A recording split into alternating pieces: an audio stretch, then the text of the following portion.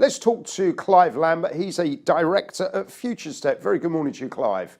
Hi Nick, how are you, sir? Yep, all good. Right, we've got three charts in this segment. You're an award-winning technical analyst. Let's kick off with the dollar index. Obviously, the headlines are all about how weak the dollar is. How much further downside do you think there is? Yes, obviously that has been the story of the week, I'd say, really, this week, dollar. And it was fairly well flagged on the charts because when we broke, this is the dollar index chart that I've sent you as the first one today, and we had 91.50 to 92 as a really important area of support. And so that when that broke, yeah, okay, next target, 88.30. And it all lines up quite nicely from a Fibonacci point of view and looking back to previous areas on the chart. There's quite a nice symmetry to this chart. So that said 88.30 was the next target, and boom, we hit that yesterday. What we saw was a bit of a reversal yesterday, and so what we're asking now is that the bottom for the US dollar, or is there more to come? And early evidence says there is more to come. And the chart... More to come on the downside, yeah?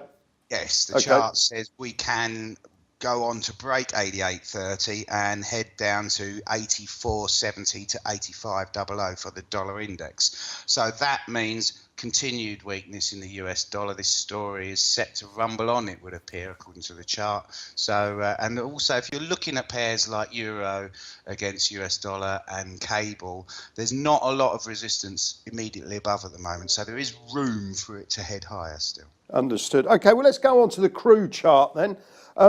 These are highs that we haven't seen since, what, 2014, something like that?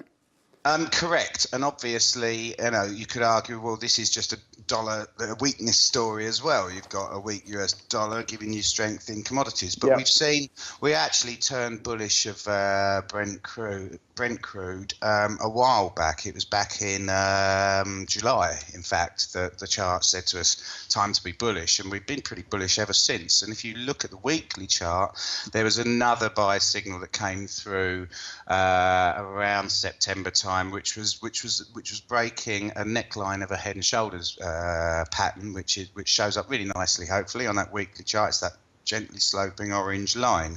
And that said, when we broke above around $52, that we were going to keep heading higher. And one of the targets at the time that I suggested to clients for that was $61, which it hit and surpassed, and after it broke, it turned in support, which was really nice. 71.30, 71.40 was another target. We've just hit that. We've seen a bit of a reaction lower yesterday.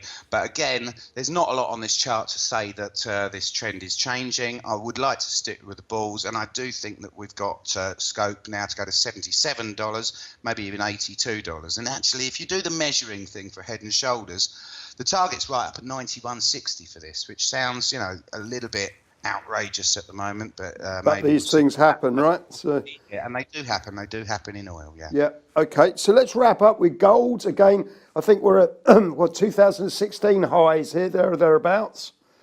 Yeah, and the chart I'm showing is a monthly, and again, it's, arguably a dollar weakness story. It has a lot to do with the recent move higher, but again, on the chart, we're talking about a simple head and shoulders bottom pattern.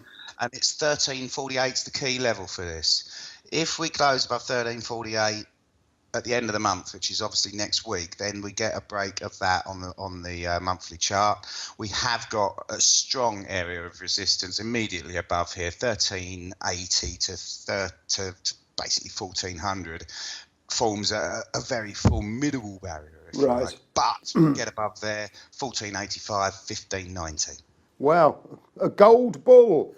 Clive, as always, thank you very much for your time. We'll talk to you same time next week. That's Clive Lambert, Director at FuturesTechs. Thanks, Nick.